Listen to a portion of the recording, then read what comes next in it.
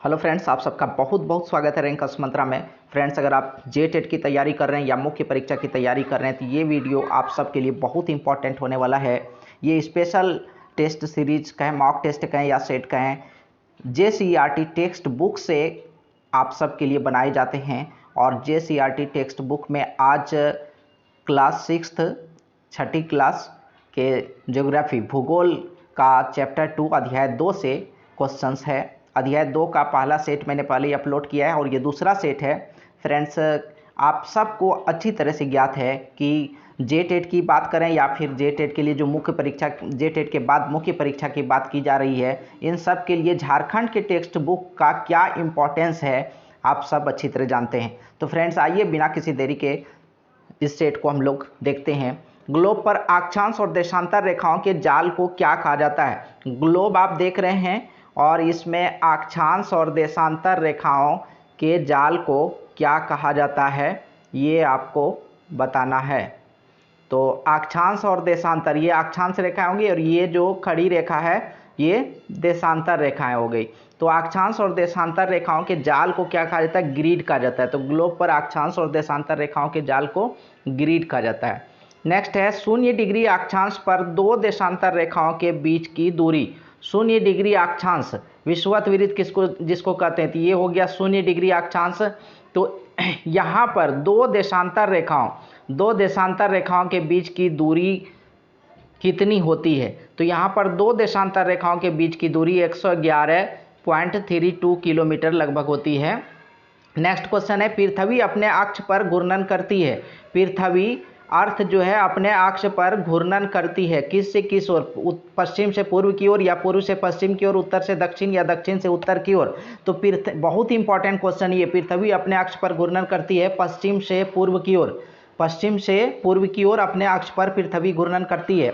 1 degree देशांतर को सूर्य के सामने से गुजरने में कितना समय लगता है? इसको 1 डिग्री देशांतर को सूर्य के सामने से गुजरने में बोलें या सूर्य को 1 डिग्री देशांतर को पार करने में कितना समय लगता है? दोनों क्वेश्चन एक ही है। तो 4 मिनट का समय लगता है, 4 मिनट्स इसका राइट आंसर है। नेक्स्ट है रूस को कितने मानक समय क्षेत्रों में बांटा गया है? रूस को 11 समय मानक क्षेत्रों में। चूंकि रूस एक बहुत बड़ा देश है, विशाल देश है, इसलिए सभी के समय में बहुत ज़्यादा डिफरेंस है। इसको देखते हुए रूस को 11 मानक समय क्षेत्रों में बांटा गया। अगर अपने देश भारत की बात करें तो हमारे इंडिया में सिर्फ एक ही मानक जोन है और पूरे देश में लागू होता है। नेक्स्ट है भारतीय मानक याम्योत्तर का मान क्या है? भारतीय मानक याम्योत्तर का मान, जिससे भारत का समय निर्धारित होता है, उसका मान क्या है? 82.5 डिग्री पूर्व या 67.5 डिग्री पूर्व या 97 डिग्री ईस्ट पूर्व या उपरोक्त में से कोई नहीं? तो 82.5 डिग्री पूर्व इसका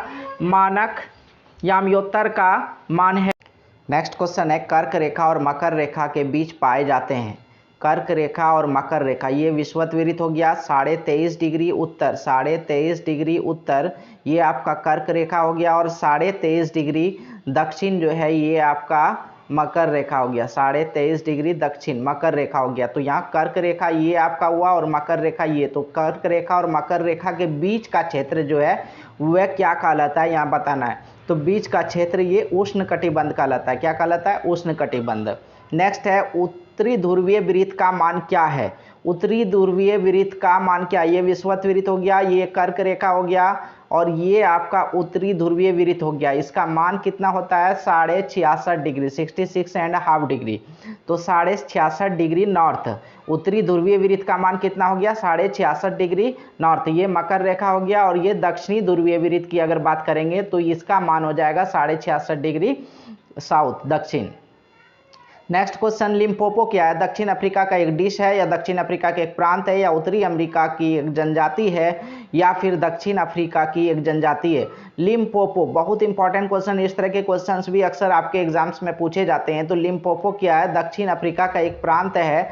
और चैप्टर 2 में अगर क्लास 6 का ज्योग्राफी की बात करें तो चैप्टर 2 में इसको जो है कंपेरिजन किया गया है रांची के साथ, कि रांची जिस तरह से 23.5 डिग्री उत्तर कर्क रेखा को टच करता है रांची, और ठीक उसी तरह लिम्पोपो 23.5 डिग्री दक्षिण मकर रेखा गुजरती है लिम्पोपो से होकर। नेक्स्ट क्वेश्चन है विषुवत क्या है, एक अक्षांश रेखा है, एक देशांतर रेखा, एक मध्य रेखा या उपरोक्त में से कोई नहीं। तो ये क्षैतिज रेखा है, जो काल्पनिक रेखाएं हैं ये क्या होती है, अक्षांश रेखाएं होती है। और ये वाला जो रेखा है बीच का 0 डिग्री जो है ये विषुवत कहलाता है। तो ये क्या हो गया, अक्षांश रेखा, एक अक्षांश रेखा। विषुवत क्या है, एक अक्षांश रेखा। निम्नलिखित में से किस कटिबंध में जलवायु परिवर्तन की स्थिति को अच्छी तरह से अनुभव किया जा सकता है। शीत कटिबंध की बात करें, सालों भर बहुत ज़्यादा ठंड पड़ती है, बर्फ की बारिश होती है। नेक्स्ट उष्ण कटिबंध की बात करें तो सालों भर बहुत ज़्यादा गर्मी पड़ती है, क्योंकि सूर्य की किरणें बिल्कुल सीधी पड़ती है। और शीतोष्ण कटिबंध, यहाँ पर सभी तरह के मौसम का अच्छी तरह से अनुभव किया जा सकता है। तो किस कटिबंध में जलवायु परिवर्तन की स्थिति अच्छी तरह देखी जा सकती है, अनुभव की जा सकती है, तो ऑप्शन 3 राइट आंसर है, शीतोष्ण कटिबंध। नेक्स्ट क्वेश्चन, अगर ब्रिटिश राजकीय वेधशाला कहाँ स्थित है, लंदन, ग्रीनविच, न्यूयॉर्क या उपरोक्त में से कोई नहीं। तो ब्रिटिश राजकीय वेधशाला ग्रीनविच में स्थित है और इसे ही पूरे वर्ल्ड का, पूरे विश्व का मानक जो है समय निर्धारण के लिए माना जाता है, ग्रीनविच को।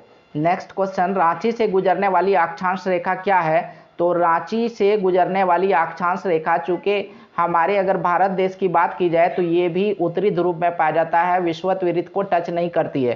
तो और रांची से जो गुजरती है वो रेखा 23.5 डिग्री नॉर्थ वाला, तो 23.5 डिग्री नॉर्थ वाला रेखा क्या कहलाती है, कर्क रेखा कहलाती है। तो रांची से होकर गुजरने वाली अक्षांश रेखा का क्या नाम है, कर्क रेखा नाम है।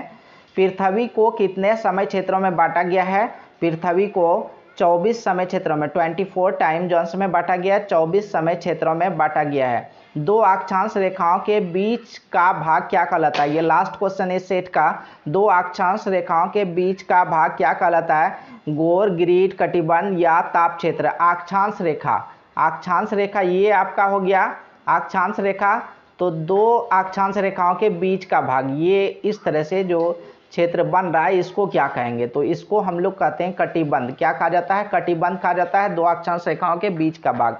तो फ्रेंड्स, लेटेस्ट अपडेट्स के लिए जेटेट हो या मुख्य परीक्षा हो, लेटेस्ट अपडेट की बात हो या फिर स्टडी मटेरियल्स की बात हो, बिल्कुल JCERT टेक्स्ट बुक से आपको स्टडी मटेरियल्स दिए जाते हैं और लेटेस्ट अपडेट भी आपको जल्द से जल्द पहुंचाने की कोशिश की जाती है। तो बने रहें, जुड़े रहें कसमंत्रा के साथ। अगर अभी तक सब्सक्राइब नहीं किए, सब्सक्राइब जरूर कर लें।